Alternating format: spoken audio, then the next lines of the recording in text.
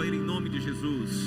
Ele é digno de louvor, de exaltação, de honra e glória. Aleluia. Tome o seu assento em nome de Jesus. Amém, queridos? A paz do Senhor. Amém? Olha para quem está do seu lado, dê um sorriso, fala: que bom que você está aqui, meu irmão. Glória a Deus, é muito bom estar na casa de Deus.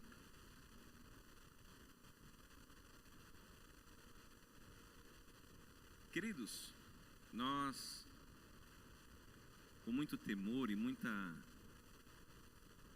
alegria, temos a oportunidade de estar na casa de Deus para entoar um cântico a Deus, exaltar o nome de Deus, porque Ele é merecedor de todas as coisas. Amém? Se você puder, eu gostaria de compartilhar com vocês. Nós estamos numa série chamada A Sublimidade de Cristo. Durante todo o mês de maio, nós estaremos mergulhados nos ensinamentos do apóstolo Paulo acerca daquilo que ele ensina à igreja situada na cidade de Filipos. E ali nós vamos aprender durante todo esse mês sobre estes ensinamentos. Hoje nós iremos falar sobre Cristo, o exemplo dos crentes. É a nossa meta nessa noite.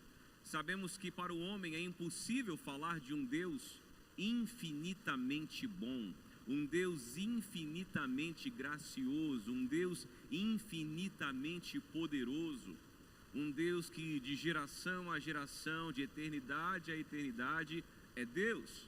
A mente humana é incapaz de compreender quem é Deus, mas o Espírito Santo nos dá a compreensão de quem Ele é. É pelo Espírito. Então, antes de qualquer coisa, vamos orar ao Senhor e pedir que este Espírito nos dê esse entendimento. Pai, nós te agradecemos, Jesus, te louvamos, porque o Senhor tem nos conduzido até este momento.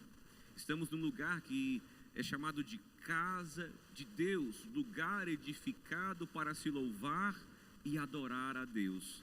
Meu Deus, sabemos que o Senhor não habita em templos construídos por mãos humanas. O Senhor habita aonde o Senhor é desejado. O Senhor habita no coração daquele que é contrito, no humilde, naquele que é quebrantado de coração e aquele que deseja o Senhor. Não estamos num ambiente de tolerância, onde estamos tolerando a sua presença, aonde imaginamos que em algum determinado momento o Senhor se manifestará. Não, Jesus, nós cremos que o Senhor já está aqui. Antes mesmo de o nosso coração, de alguma forma, nos direcionar a vir a este lugar, aqui o Senhor já estava, aqui o Senhor já se manifestava. Então, Espírito Santo, que sejamos capazes de compreender quem Tu és, de ouvir a Sua voz, de entender, meu Deus, quais são os Teus desígnios e a vontade do Senhor para este momento. Nos ajuda, Espírito Santo, guia-nos pela palavra e leva-nos, meu Deus, a um lugar de ribeiros, ribeiro de águas vivas, aonde venhamos nos alimentar do Senhor, nutrir a nossa alma de quem Tu és, pois tudo que precisamos é do Senhor. Esteja nesse lugar, meu Deus, e seremos satisfeitos em nome de Jesus. Amém. Amém, queridos? Semana passada nós fizemos um desafio aqui na igreja. Todos aqui, eu creio que todos sabemos o que está acontecendo no estado do Rio Grande do Sul, né? É a maior cheia de todos os tempos, e muitas pessoas ficaram sem seus lares, muitos perderam tudo que possuíam, e o Brasil tem se comovido com isso, e doações são feitas, pessoas estão indo ao lugar para ajudar naquilo que é necessário. Vemos iniciativa privada, vemos governo trabalhando, todo mundo aí empenhado em ajudar. Então, na semana passada nós fizemos um desafio com a igreja para levantarmos uma oferta. Amém? Quem estava aqui semana passada, diga amém. Glória a Deus. Fizemos no final do culto, o apóstolo Ronaldo nos desafiou a fazermos uma oferta. Nós temos uma igreja que é amiga nossa e é uma Assembleia de Deus. Essa Assembleia AD 51, 51 e 55, agora não me lembro. E o pastor, amigo nosso, também faz parte da Rede Inspire, e recebendo pessoas, né, que estavam desabrigados e tudo mais, sendo um agente naquele lugar. E nós recebemos as ofertas, e essa semana na segunda-feira nós enviamos a oferta. Então nós queremos agradecer à igreja, queridos, porque o pastor falou assim: olha, muitos amigos nossos espalhados aí nos ajudaram, mas a ajuda de vocês foi a maior ajuda de todas. Nós conseguimos levantar aqui no domingo passado R$ 8.647,07. Você pode dar um glória a Deus? Você pode dar um aplauso a Ele? Sabemos que é um valor que para quem perdeu tudo, talvez não signifique muita coisa.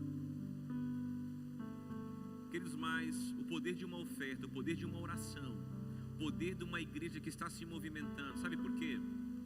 Porque assim como todos os outros estados da federação, o que todos mais carecem não é de uma moradia ou de alimento. O maior socorro que o ser humano precisa é de salvação. Quando uma igreja se levanta apoiando uma causa social, eles estão dizendo: olha, a igreja ama você. As pessoas não entenderão que Deus amou o mundo de uma tal maneira que deu o seu Filho. Eles não entenderão isso de cara, a não ser que eles experimentem aquilo que temos e aquilo que somos. E a igreja se manifestar, a igreja se envolver com isso é de extrema importância. Você pode continuar ofertando. Existem agora tantas movimentações, tantas campanhas. Você pode continuar ofertando, pode continuar, né, de alguma maneira fazendo algo, recolhendo mantimento. Em nome de Jesus, isso será uma página da história daquele estado. Mas o ápice de tudo isso é que Jesus está salvando o Rio Grande do Sul, amém? Deus não perdeu o controle, não é um levante do inimigo. Deus continua tendo o controle de todas as coisas, amém? Apóstolo Ronaldo e a apóstola Marilza estão em Altamira, no Pará, juntamente com os irmãos. Foram uma caravana para Altamira, já estão quase voltando, né? Então, se você, né, olhar aí não os vê, já está aí justificado a presença, né? A ausência, na verdade. Já estão em Araguaína, né? Daqui a pouco já estão aí. Amém, queridos? Amanhã eles devem retornar, chegar amanhã de manhã, né? Devem dormir lá. Amém?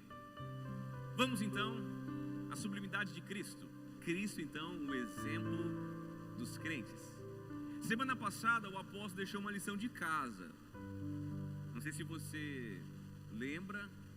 Eu quero dar uma dica a você que assiste o culto presencial.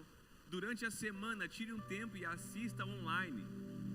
Eu tenho certeza que haverão momentos em que você vai falar assim: meu Deus, eu não tinha pego isso, eu não tinha entendido isso aqui passou e eu não tinha visto. Até mesmo a nossa mente não é capaz de compreender todas as coisas. Então é importante que nós estejamos atentos do que Deus está fazendo.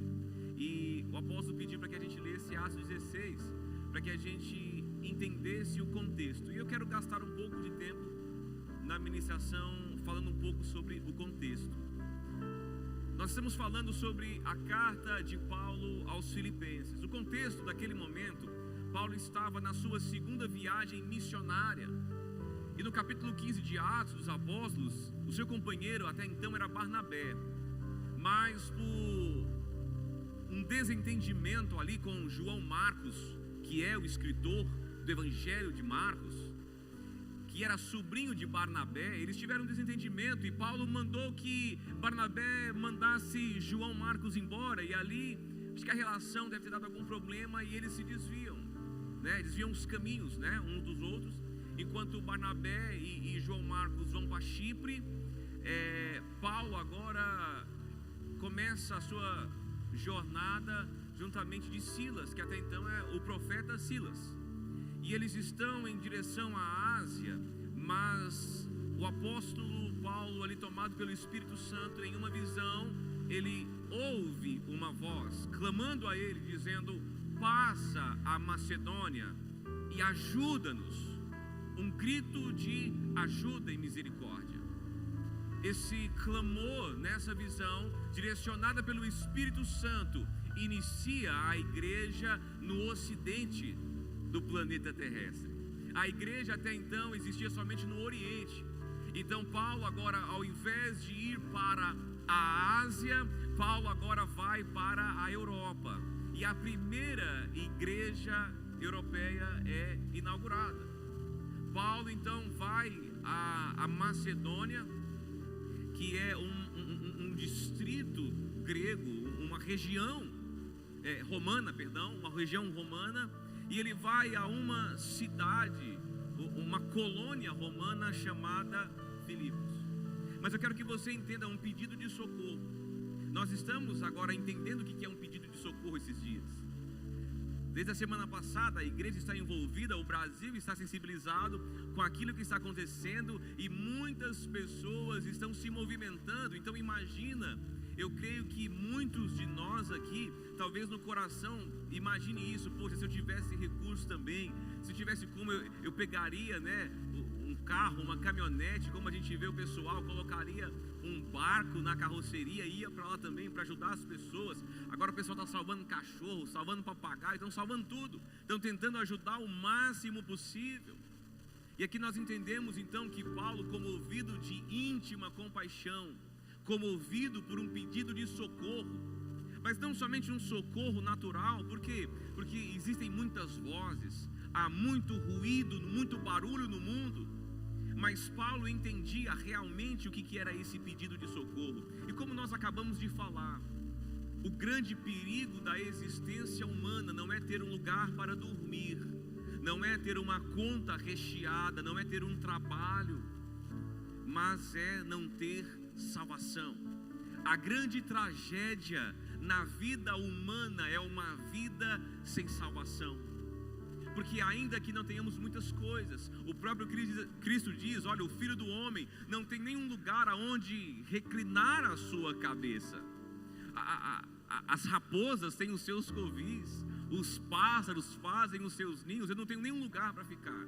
Jesus está dizendo o quê? Porque existe algo que ainda vai além. E Paulo, movido por este sentimento, por essa certeza da urgência de Deus, e a urgência de Deus é por salvação, ele muda os seus planos pessoais e vai em direção à Europa, um lugar onde ele enfrentaria muitas resistências, aonde ele enfrentaria ali o ápice, porque quanto mais perto de Roma, maior era o embate religioso, menos acesso a Cristo. Porque ao se pregar a judeus, a lugares aonde existiam pessoas que criam que que o Cristo viria em algum momento, pessoas que já tinham Deus como seu Deus, pessoas que já analisavam a palavra de Deus, Cristo já era mais bem aceito. Mas um lugar como Roma era um pedido, era um decreto de morte, de perseguição, de açoites.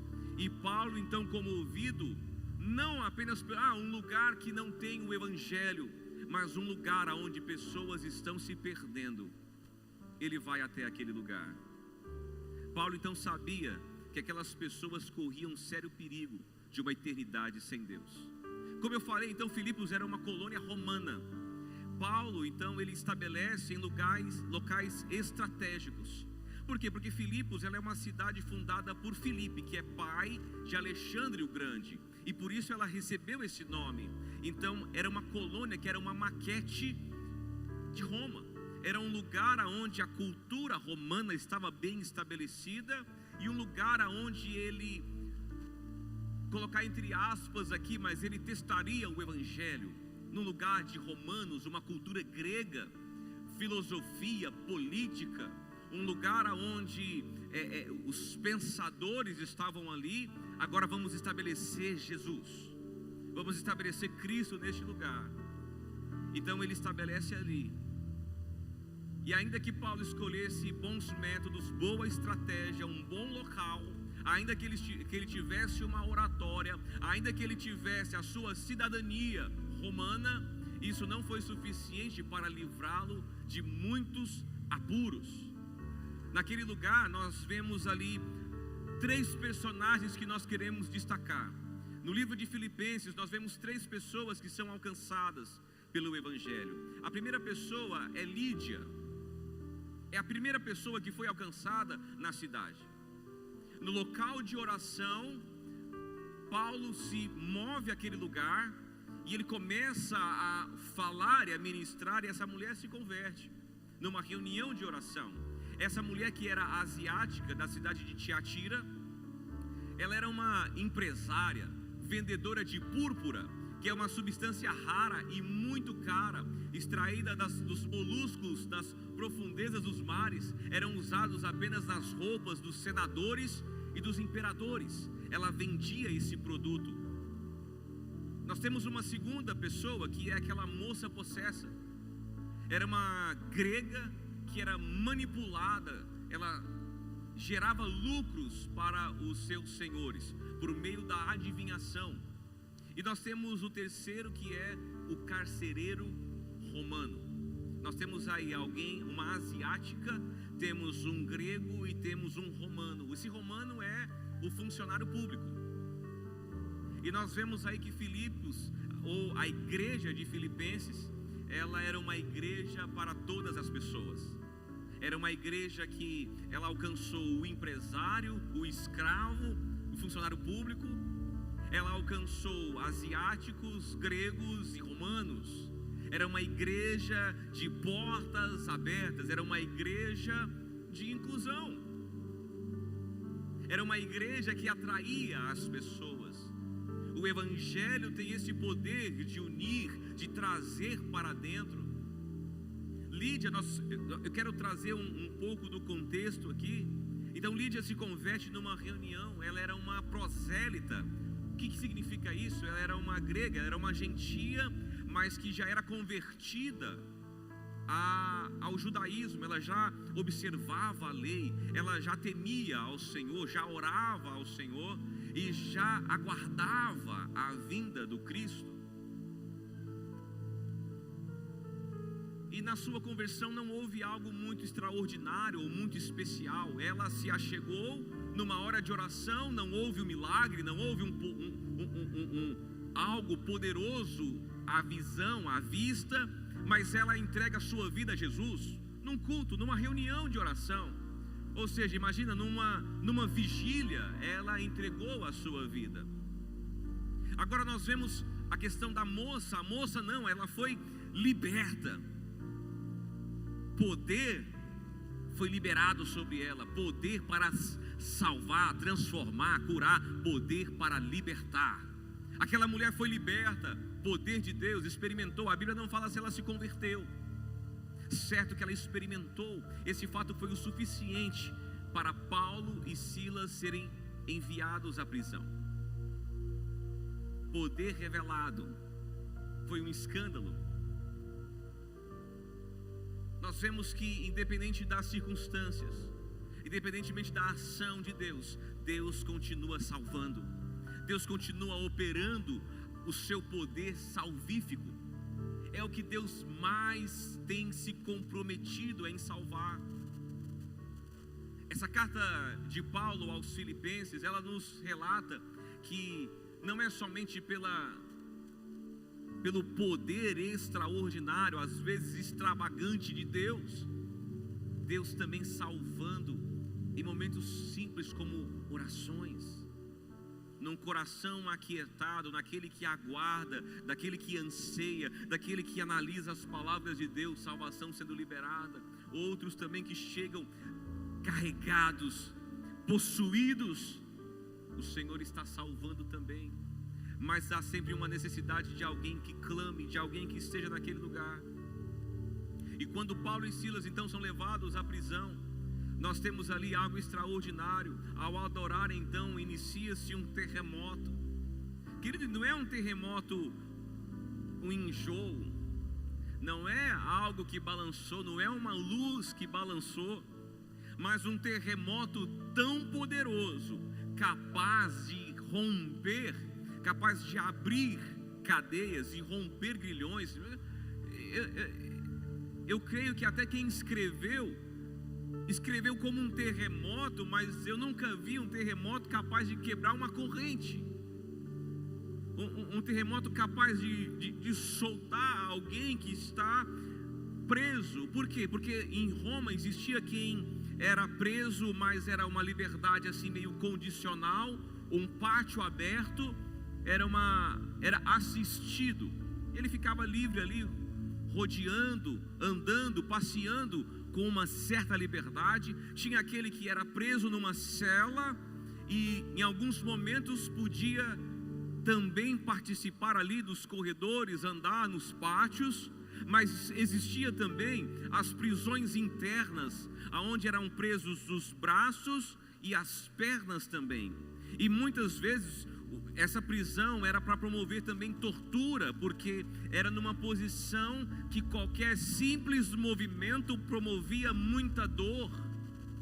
Então essa era a prisão interior, longe da luz solar, longe dos olhares. E ali estava Paulo e Silas presos, depois de uma tarde de açoitamento, serem açoitados a tarde inteira, são presos, sentindo dores pelos açoites e dores pela prisão, pela forma ao qual estão presos.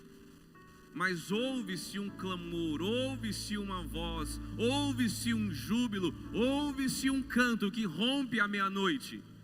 E ali uma canção apagadora que foi capaz de gerar uma vibração tão violenta que rompeu com as cadeias e rompeu com os grilhões que os amarravam. A Bíblia diz, o escritor diz um terremoto, mas é uma presença de Deus tão poderosa que estremeceu toda a estrutura física. O que era mais poderoso naquele momento para se prender uma pessoa não resistiu à presença de Deus, não resistiu àquele que foi atraído por um coração adorador. Quem está entendendo, diga amém. Quando nós, homens de Deus, mulheres de Deus, encarcerados, aprisionados, adoramos, meu irmão, não existe impossíveis. Muitas vezes o que é mais difícil é adorar, mas quando abrirmos a nossa boca, algo acontecerá, amém? E ali algo veio para romper aquelas cadeias, mas era algo extremamente intencional da parte de Deus.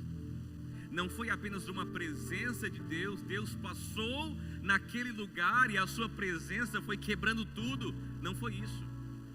Não foi isso. Deus é intencional. Deus é intencional. Deus não faz nada sem um propósito. E aquele propósito de Deus, aquela movimentação, aquele tremor de terra, gerou salvação na vida daquele carcereiro.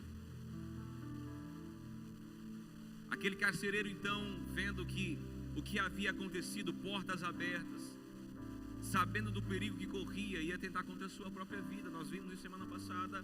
Mas uma voz lá no fundo diz: todos estamos aqui. É uma pergunta que eu quero fazer, né? Qual prisão aonde as cadeias se rompem e os presos continuam lá dentro? Qual lugar no mundo que uma cadeia se rompe e o povo fica lá dentro?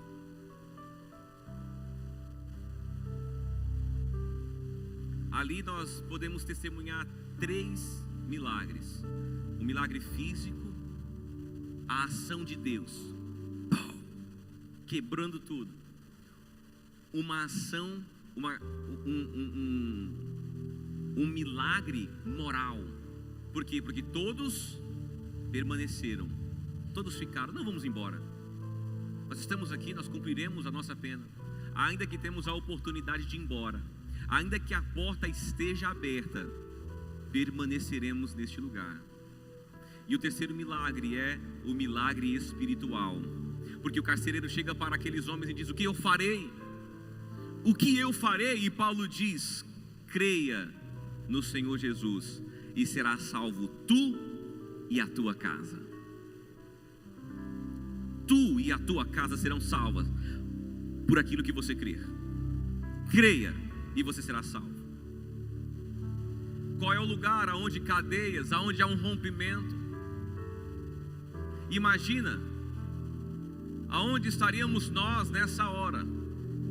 As portas estão abertas, podemos ir para qualquer lugar. Senhor, permaneceremos. Imagina o próprio Paulo e Silas açoitados, presos com dores, a porta se abriu. O que Deus está dizendo para esses homens? Para mim, se Deus viesse numa cadeia onde eu estivesse, eu orando, e Ele abrisse a porta, o que é que eu faria? Eu ia embora. Primeira coisa que eu faria, eu ia embora. Se o próprio Deus veio, quebrou, me libertou, eu vou embora. Talvez até mesmo no coração de Paulo e Silas, ambos olharam um para o outro, comemoraram, uau, que Deus maravilhoso. Talvez pegaram, a boroca, botaram nas costas, vamos embora. Mas talvez eles avistaram aquele carcereiro. Talvez Paulo olha para Silas e diz assim: Silas, nós viemos a esse lugar com um propósito, Silas. Nós viemos trazer salvação. Se formos embora, quem salvará este carcereiro? Quem salvará esse romano? Para ele será o fim. Eu nunca vi ele na reunião de oração. Ele ainda não ouviu a mensagem, Silas. Ele ainda não ouviu. Se formos embora, ele provavelmente será executado. Mas se ficarmos, talvez ele seja salvo. Um talvez para um homem de Deus é suficiente para ele abrir mão da sua liberdade por alguém. Um talvez. Talvez uns escutarão, Quantos milhares já ouviram a mensagem? Quantos milhões, quantos bilhões já ouviram a mensagem? Mas cá estamos nós, alguns que foram salvos. Por estes alguns homens de Deus decidiram viver prisões, para que alguns como nós pudéssemos estar aqui. Amém?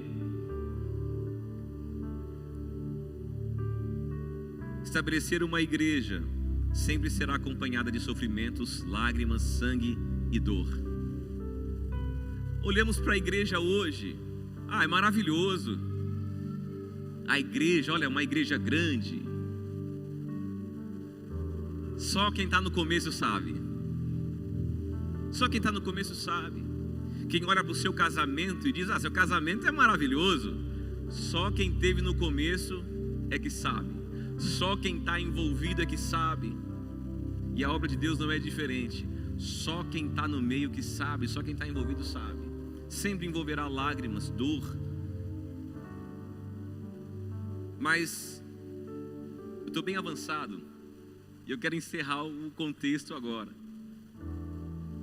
Prometo que não vou demorar. Mas nós vemos agora Paulo escreve essa carta aos Filipenses quando ele estava na sua terceira viagem missionária. Ele está em Jerusalém e ali ele é preso. Ele é preso sabendo que ia ser preso.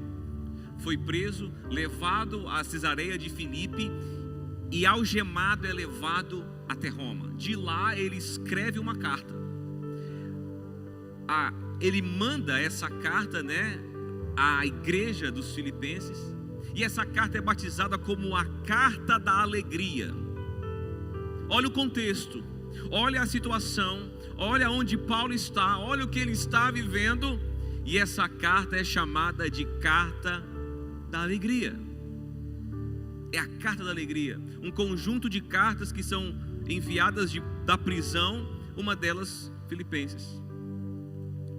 E nós vemos aqui que a igreja de Filipenses era financeiramente envolvida nas missões. Quando Paulo sai da igreja de Filipos, ele vai para Colossenses, e a igreja de Filipos banca Paulo. Quando vai para a igreja de Corinto, a igreja de Filipenses levanta uma oferta, mandaram os recursos para Paulo. Quando Paulo está preso em Roma, eles mandam Epafrodito para lá, levando recursos, levando paz, alegria e também finanças para Paulo. ali na prisão. Uma igreja forte para fora, mas fraca para dentro. Uma igreja que estava envolvida com as missões, mas estava passando por dificuldades dentro. E a gente consegue olhar nesse contexto que 60 a 65 anos depois de Cristo, a igreja, ainda a primeira igreja, muitos deles que ouviram a mensagem de Cristo, alguns deles talvez até testemunharam, os patriarcas testemunharam ali do início da igreja, mas a igreja que já vivia mostrava a tendência de se desviar do foco. Por quê? Porque muitos estavam servindo por vanglória, muitos estavam servindo sem a unidade, sem a humildade necessária. Paulo então possuía uma autoridade para exortar de maneira incisiva, até mesmo dura, aquela igreja que ele mesmo havia fundado. Ele poderia fazer apelos poderosos e utilizar das suas angústias, perseguições, seus açoites, naufrágios, os abandonos, as torturas, o apedrejamento, o esquecimento, o isolamento, o abandono. Ele poderia se utilizar de tudo isso. Eu creio que muitos de nós já ouviu os missionários do nosso tempo. Como é que é um culto missionário? Nós vemos aqui as pessoas trazem fotos, falam relatos sobre a perseguição. Aquilo gera comoção no nosso coração. Vemos que o cara é um homem de Deus porque está sendo perseguido, confrontado, passou por mortes. Ele poderia muito bem colocar isso na carta, mas o que ele coloca? Alegrem-se juntamente comigo, sejam participantes da minha alegria. Queridos, um homem que passou pelo que passou, eu sei que você sabe, se não sabe, lição de casa, leia Atos, veja as missões, as viagens missionárias, de naufrágios, a mordida de cobra, de apedrejamento, acetado como morto, fugas de masmorras por cordas. Homem testado na dor, aprovado no sofrimento, e ele com todas essas oportunidades de colocar isso na mesa para os filipenses, não coloca, mas diz: participem da minha alegria. Filipenses capítulo 1, abra comigo por favor, capítulo 2, na versão NVT, eu vou ler para vocês.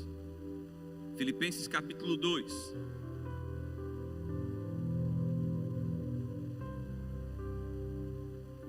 Há alguma motivação por estar em Cristo? Há alguma consolação que vem do amor? Há alguma comunhão no Espírito?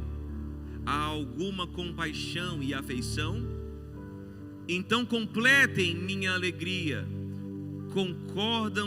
concordando sinceramente uns com os outros, amando-se mutuamente, trabalhando juntos com a mesma forma de pensar, em um só propósito. Não sejam egoístas, nem tentem impressionar ninguém. Sejam humildes e considerem os outros mais importantes que vocês. Não procurem apenas os próprios interesses, mas preocupem-se também com os interesses alheios. A Bíblia não está nos ensinando a apenas ter comoção por alguém, mas compaixão, empatia, se coloque no lugar do outro. Por quê? Porque todo tipo de moral, sem o entendimento que essa moral procede de Deus, nos levará somente a uma cultura de afeição com o outro. Paulo diz que ainda que houvessem muitos sinais, ainda que ele falasse a língua dos anjos, ainda que por ele fossem operados grandes milagres, grandes sinais, se não houver amor, isso não importa. Não importa, se eu não amar o outro, se eu não me movimentar, não adianta de nada sermos uma igreja que está investindo em missões, não adianta sermos uma igreja que é movida por uma compaixão pela desgraça alheia, se não houver um compromisso real uns com os outros, em fidelidade, amor. E ele diz não para sermos apenas mexeriqueiros, para ficar sabendo da vida do outro, mas ele fala assim, olha, que possamos nos preocupar também com os interesses alheios. Na oração da madrugada aqui, nós gostamos sempre de saber o clamor do outro. Sabemos que existem orações delicadas, mas é importante eu saber o que o outro está orando, para concordar com ele, para interceder pela vida dele, para que aquilo que está afetando a vida dele, de alguma forma afete a minha também. Porque se não for dessa forma, seremos apenas um grupo como outro qualquer. Se eu não me interessar pela vida do outro, se a vida do outro não for relevante para mim de alguma forma, não seremos uma igreja, ainda que sejamos uma igreja bem organizada, ainda que sejamos uma igreja que está assistindo quem está lá fora. Precisamos organizar aquilo que está dentro. Precisamos organizar a nossa vida como filhos de Deus, não fazendo apenas por vanglória. E o primeiro apelo neste capítulo é o apelo à unidade. Unidade, todos num mesmo propósito, todos numa forma de pensar. Por isso que Cristo tem que fazer uma reforma no nosso pensamento. Por isso que Cristo precisa mudar a forma como que pensamos, porque se Cristo mudar a nossa forma de pensar, todos nós pensaremos de forma coesa, unânime, um mesmo proceder, todos numa mesma direção. Agora, se cada um na individualidade, cada um buscar o seu próprio reino, seremos uma igreja que se junta aos domingos, mas nunca uma igreja coesa e unida. Quem está entendendo, diga amém. Aquela igreja pujante que investia, que ofertava, agora recebe de Paulo, olha, vocês precisam mudar o modo de pensar. E ele também faz o apelo à humildade, porque muitos estavam servindo pelo egoísmo, para serem vistos, vanglória, partidarismo. Farei isso se eu for reconhecido, ou se o meu grupo de alguma forma for beneficiado. Se os meus, a minha família, a minha casa, aqueles que servem neste lugar, de alguma forma forem abençoados, então eu procederei de forma coesa. Mas não, Paulo agora exorta a humildade, servir ao outro. E nós vemos também aqui, nesse mesmo capítulo, a humilhação de Jesus. Acompanhem comigo, por favor, a partir do verso 5 mesmo. Tenham a mesma atitude demonstrada por Cristo. Paulo então está dizendo, tenham a mesma atitude. Sigam Jesus, imitem Jesus, olhem para Jesus. Pois ele, embora sendo Deus, não considerou que ser igual a Deus fosse algo que devesse se apegar. Ao invés disso, esvaziou a si mesmo, assumiu posição de escravo e nasceu como ser humano.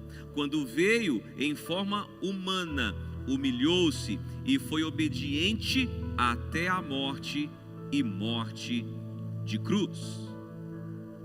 Se o próprio Filho de Deus, aquele que tinha toda a autoridade para ser e é igual a Deus, não se apegou a isso, não apegou-se à sua autoridade, mas humilhou-se. Muitas vezes procuramos os melhores lugares, não é os lugares, eu digo o melhor lugar, não é o lugar da frente da igreja, não é isso. Melhor lugar para ser servido, qual é a posição? Já chegou a minha hora agora de ser servido. Já trabalhei demais na obra de Deus. É hora de eu sentar e começar a me regozijar em tudo que eu fiz. Agora é a hora dessa nova geração aí fazer alguma coisa. Eu já estou no voo de cruzeiro, já estou tranquilo. O próprio Cristo se humilhou e não cessou isso, até mesmo se aproximando da sua morte, mas foi fiel, obediente até a morte. Até o fim ele se humilhou.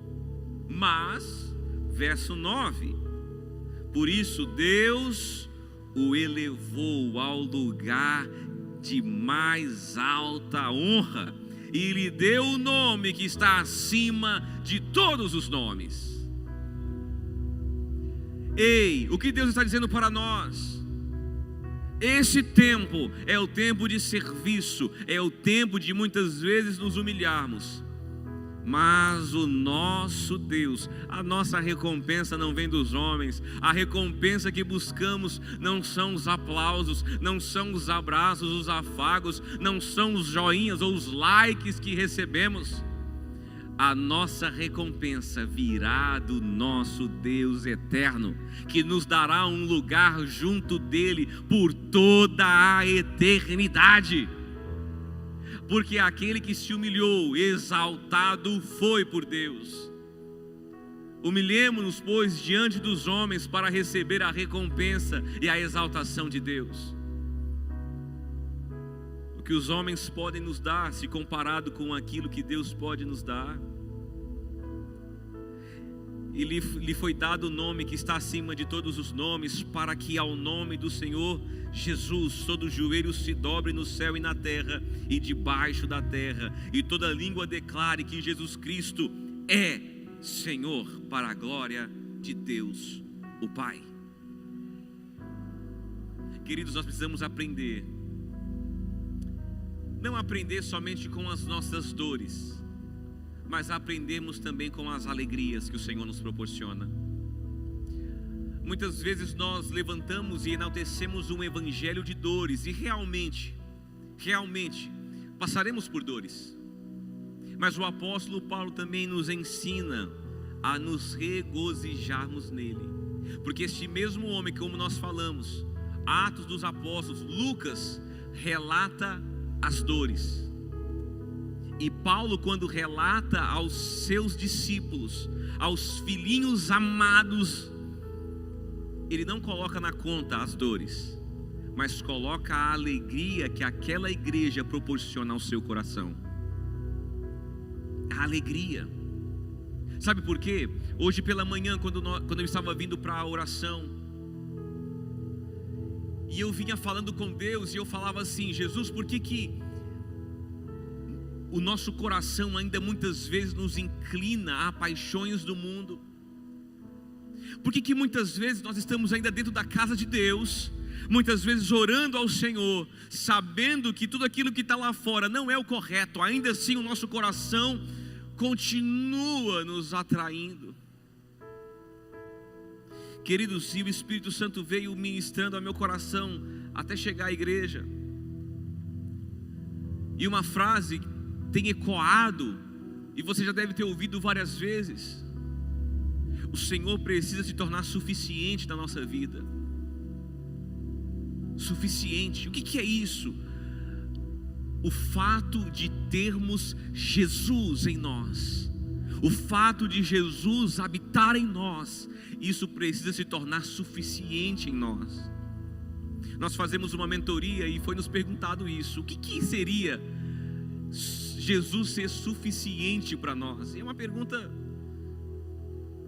difícil de responder, porque na teoria é fácil. Jesus ser suficiente eu não preciso de mais nada. Mas e na realidade? O que o nosso coração mais deseja? As nossas orações são recheadas. O que mais preenche a nossa oração? O que mais traz angústia ao nosso coração? É o fato de estarmos nos afastando de Deus, ou de estarmos perdendo alguma coisa?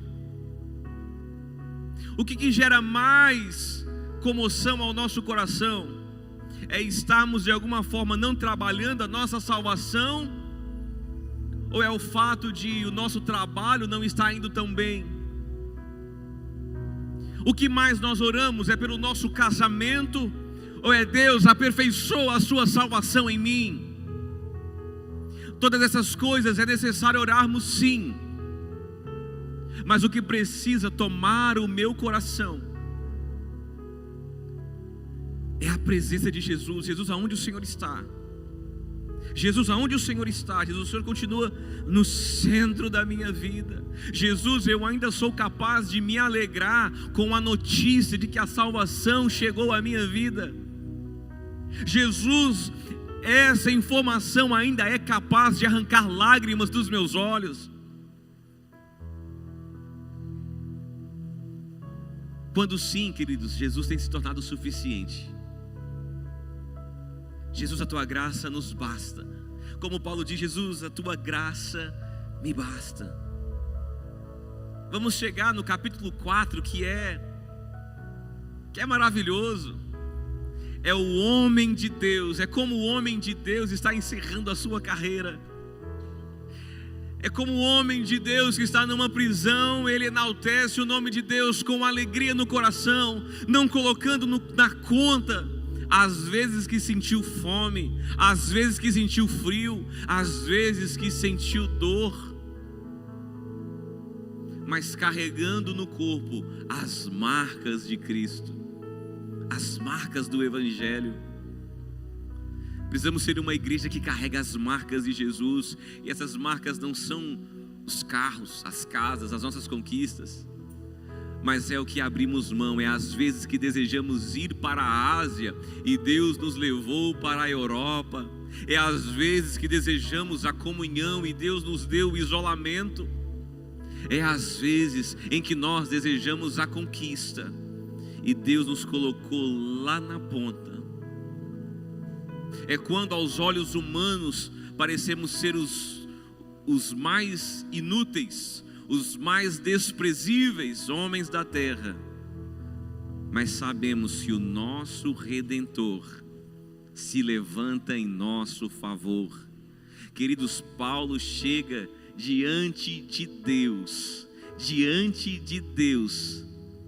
apresentando as suas mãos, apresentando uma igreja na Europa, apresentando igrejas na Ásia, apresentando os seus trabalhos, apresentando toda a sua vida. Abriu mão de tudo por ele, porque ele se tornou suficiente.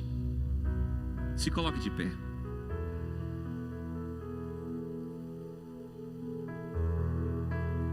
Paulo, ele recomenda, ele faz uma exortação a uma vida cristã positiva. Ele diz assim no verso 12: quando eu estava aí, meus amados, vocês sempre seguiam minhas instruções. Agora que estou longe, é ainda mais importante que o façam.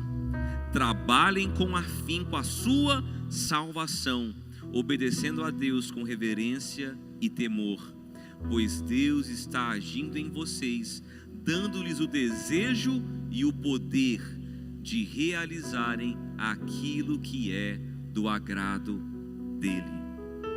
Façam tudo sem queixas nem discussões, de modo que ninguém possa acusá-los. Levem uma vida pura e inculpável como filhos de Deus, brilhando como luzes resplandecentes no mundo cheio de gente corrompida e perversa. Apeguem-se firmemente à mensagem da vida. Então, no dia em que Cristo voltar, me orgulharei de saber que não participei da corrida em vão e que não trabalhei inutilmente.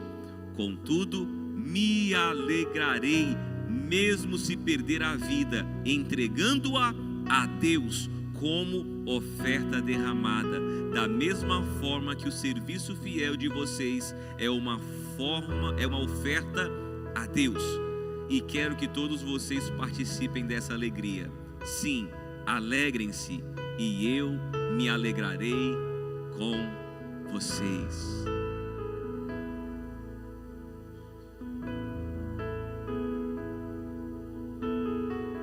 Poderíamos fazer aqui uns 20 cultos da tristeza,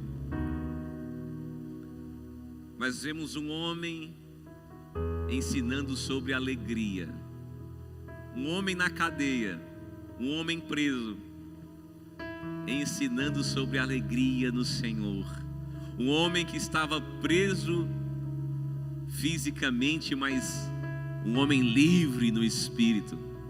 livre, livre. Vocês podem aprisionar o meu corpo, mas aquilo que realmente importa, o meu espírito já está com ele. Eu não tenho alegria, vocês não têm o que me roubar, porque tudo que eu tenho é dele. Esse mundo não pode roubar o que você tem, porque tudo é dele. Tudo veio dele, tudo é para ele, tudo é para a honra dele.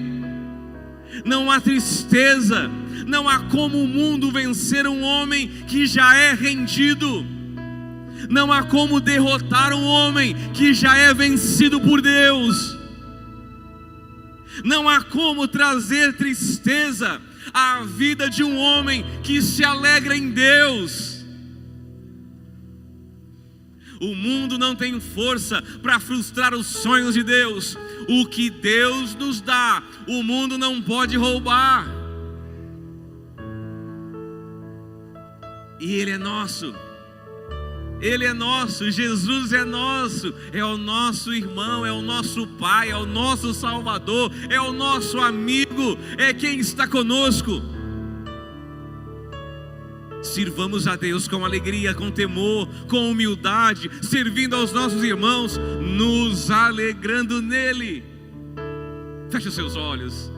Senhor, nos alegramos em Ti, Jesus. Nos alegramos em Ti, porque a nossa fé, a nossa esperança não pode ser roubada.